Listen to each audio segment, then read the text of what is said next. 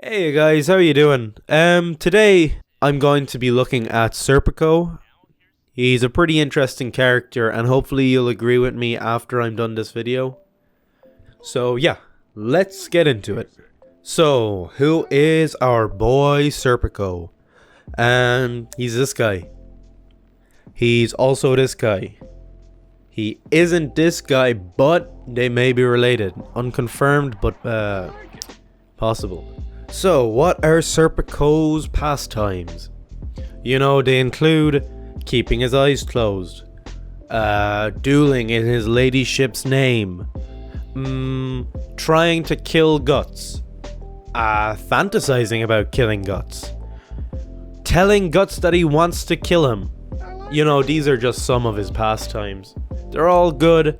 Now, I know this may seem like I'm being just a smartass, but in reality, there's not a lot that I can talk about here that I won't be getting into later. So, we know who he is. Let's just get right into it. Serpico is Italian for snake. Open your eyes, people. It's clear as could be. Nah, but seriously, you know, he is snake-like. You know, he's devious as hell. You never know what he's thinking. You can't trust him. He's cunning as fuck. He's sly. Maybe sly is more fitting for a fox, but he looks like a fox too, so that works. Whatever. He's a overall really well-defined character just by his name. I mean, snakes have even been known to inbreed. And I mean, that's relevant because him and Farnese have a lot of underlining sexual tension. Serpico is also used as a way to contrast Guts. You know, Guts is this huge, intimidating, sexy guy who uses brute force and his reflexes to get through any situations. While Serpico is this slender, cute, sexy, intelligent, cunning, tactically aware guy that makes sure that the fight is decided before he even fights. In this way, he's very similar to Griffith before the eclipse. You know, Griffith was a tactical genius, and he made sure that before he went into every fight, that he had everything calculated. And Serpico is so similar. Serpico grew up very poor, you know, and because of his circumstances, he had to adapt quickly so he could survive.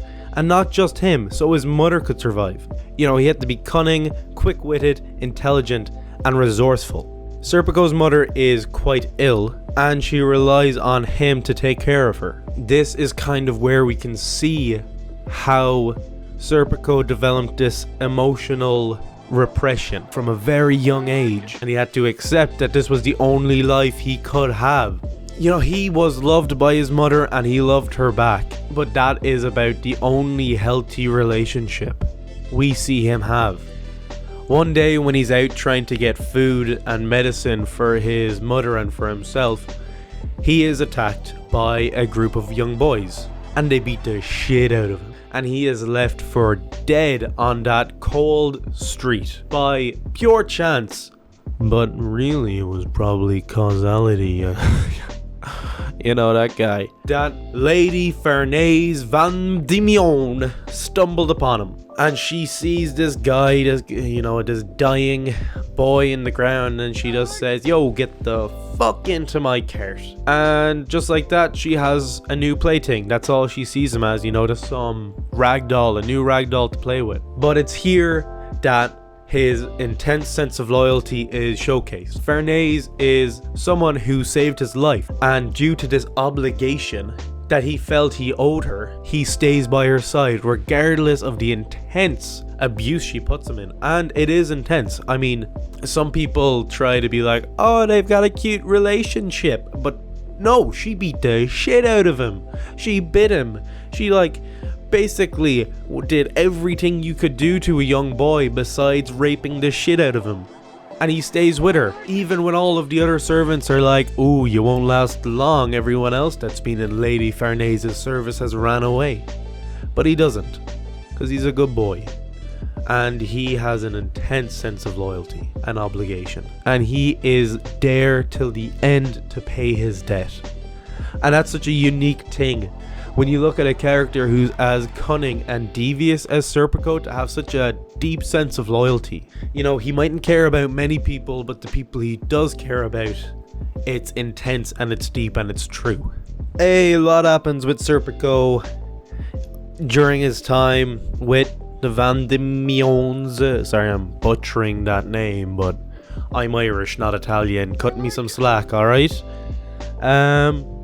You know, his relationship with Farnese grows intimate. Farnese is someone special to him. He learns that Farnese is his half-sister, and, you know, out of obligation to the family, he never tells anyone that Federico Vandemion is his father, Farnese's half-brother. Like I said, a lot of shit goes down. You know, he fought a load of nobles, proved himself as a worthy swordsman, and he defended Farnese's honor nearly every single night she went to a party. But yeah, you know, shit gets a bit intense when Federico comes home one day and says, "Hey, Farnese, you're getting married to a lad you don't know, but you love him, alright?" And Farnese has no say in this. I think this is when she tries to... Yeah, this is when, you know, she runs off into a forest and Serpico comes up and she's like, "Hey, bud, bang me, alright?" And Serpico doing something that... Yeah, it really goes against the grain in Japan. Refused to fuck his sister. But yeah, you know, this is when Farnese then goes, "Oh yeah, you're dead right," goes crazy, burns down the house, and gets sent off to the Holy Iron Chain Knights. Serpico follows, and the next step of their story begins. Whew. Okay, that is Serpico up until he joins the Holy Iron Chain Knights. Now, why did I tell you all of that information? Well, it's simple. It shows you what kind of guy Serpico is. An intensely loyal, a resilient, cunning young man who survived living on the streets, survived living under Lady Farnese. And he did all this out of obligation almost. It wasn't selfish, he didn't do anything for himself, he's always doing it for someone else.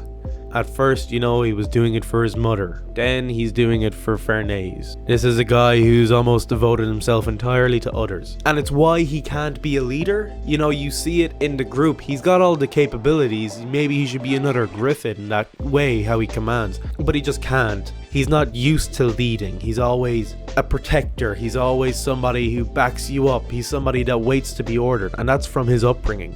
I'll get into that a bit more later, but it's important to remember. This is a guy who spent his entire life working for other people, and that doesn't really change, but he changes. Next, we go on to life as a member of the Holy Iron Chain Knights and life as a member of Guts' crew. As a member of the Holy Iron Chain Knights, he has a couple of run-ins with Guts. First one is after the fight with Rajin.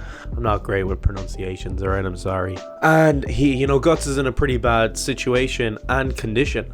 Serpico realizes this, immediately takes in this information and sees where is the best place to strike Guts if needed. So when Guts does charge Farnese, he's able to quickly incapacitate him with a well-placed branch.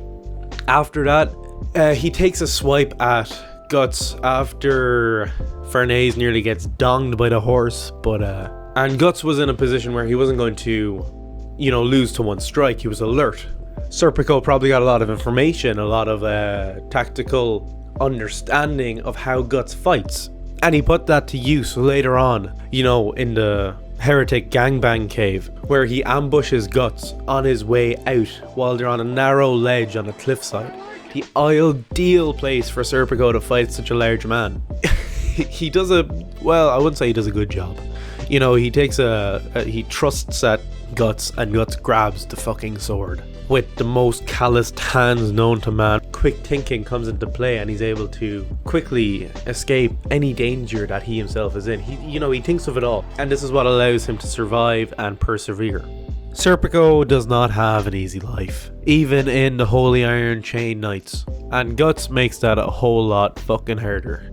Serpico's real only goal is to protect Farnese, and Guts makes that hella hard. Alright, Farnese is here struggling with a internal crisis, and Serpico is just doing his best not to have everything go tits up. So when Guts fights fucking angels on top of a tower and absolutely shatters Farnase's delusions, Serpico is kind of left to pick up the mess. You know, he's got to care for her and he's got to help her. And when she decides that she is going to find Guts, he goes with her. And when she decides that she wants to join Guts, regardless of how surprised he is, he follows suit. But he is not shy of letting Guts know that he despises him. He literally says, I just wish you'd fucking die. Okay, maybe those weren't the exact words, but they were pretty damn close, and that's a scary enough thought. It is at this time where Serpico becomes something more than like an antagonizing force against Guts. Serpico becomes the first actual useful ally Guts has since the eclipse, besides Skull Knight. You know, he is actually effective in battle.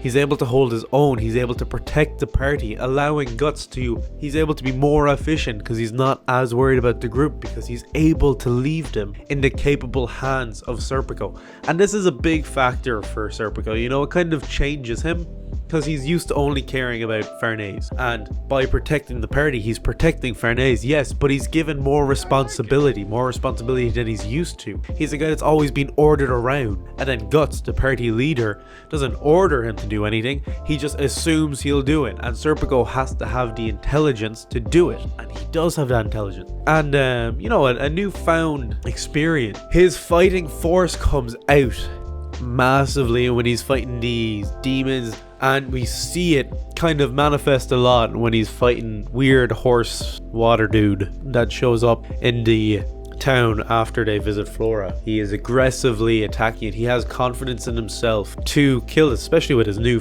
with his new cloak and dagger, or sword rather. You know, he is a formidable foe, and Guts knows that, and he proves it. He does get pretty banged up, and he's not as durable as Guts. He's more DPS, not so much tank. So yeah, Serpico, extremely valuable to the party. As he goes on, he only gets more important, because when Guts gets the Berserker armor, like, holy shit, Guts is seconds away from tearing the entire party to shred in the Berserker armor. And Serpico stands in front of the party and stands against Guts, ready to fight to the death. This event further grows Serpico's suspicion and distrust of Guts, because this is a guy who's insanely powerful without the armor. With it on, Serpico stands no chance of defeating him. And he's almost a bit jealous, because Guts was able to change Farnase's life, something that he had hoped to be able to do, but was never actually able to do because of his passive nature. So in one sense, he's thankful, jealous he wasn't able to do it himself, and he is distrustful of Guts because of the potential danger he puts Farnese into. It's such a complex situation for anyone to be in. He has to be assertive, and he is, and he shows that when he challenges Guts to a fight in the Forest of Pillars, where it's perfectly set up for Serpico to potentially win, and it's one hell of a fight. And honestly, it just showcases how dangerous Serpico can be. But Guts comes out on top. He's our main guy. He's our main baby. We can't let Guts get defeated, can we? And so I think at this point it should be pretty clear what kind of character Serpico is. He's a pretty good dude, He wants to protect Farnese. He wants to do his best for the group, and he is very suspicious of Guts. His connection to the group has grown past just obligation. He's created genuine ties with these people as well. And it's interesting. We're always focusing on Guts' relationship with everyone, and you say, wow, look at him. Guts is finally making friends again. Serpico is in a pretty similar situation.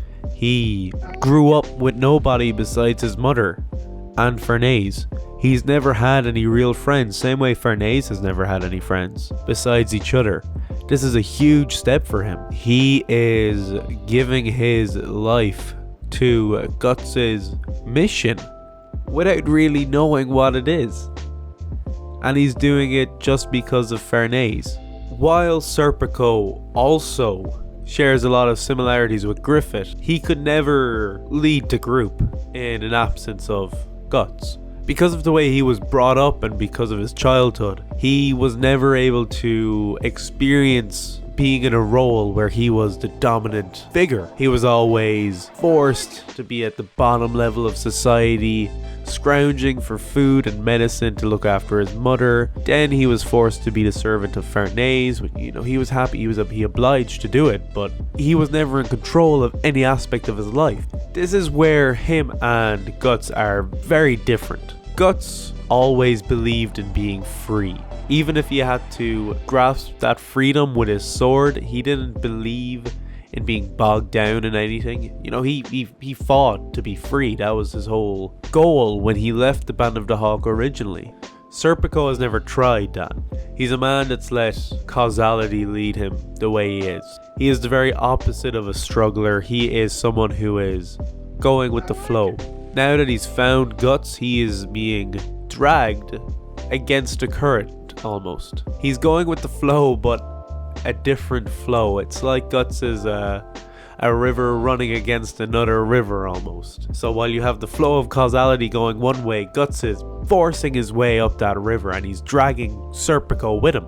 Serpico might be aware, that he's counteracting causality in this way or, struggling, but just by helping Guts, he is aiding the struggler. And it's kind of ironic in that way, somebody who is so unambitious to be doing potentially the most ambitious thing ever imagined, fighting against fate. He's a character that's, without realizing it, undertaking one of the most intense adventures and journeys ever just by going with the flow.